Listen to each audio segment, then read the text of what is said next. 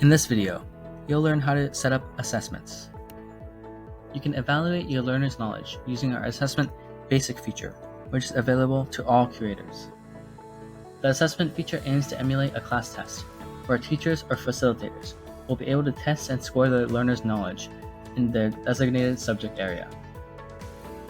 Creators can only use assessment actions to create assessments on Gnowbe. To create your assessments,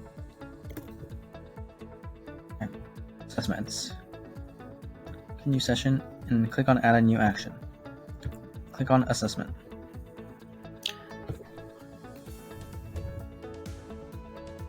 Assessment actions are only in the form of multiple choice questions.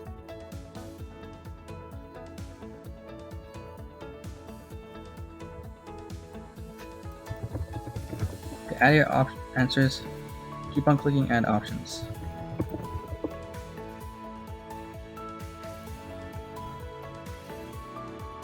Gnowbe will automatically tabulate the learner's final score once they have completed the program's last assessment version. Based on past feedback, learners usually expect assessment questions to appear together in a program.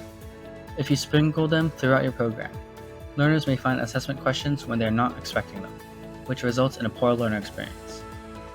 If you really want to spread assessment questions throughout the program, please label each question clearly so that learners know that they are about to attempt a scored question. If not, we highly recommend that you create a new session in your program to consolidate all assessment questions into a single session. To edit your assessment settings, go to Edit and go to Program Settings. Scroll down and you'll see the Assessment tab.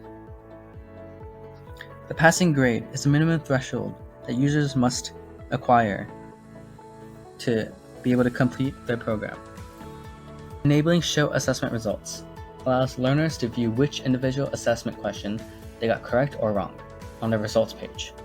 Without this option turned on, learners will only know if they passed or failed their assessment.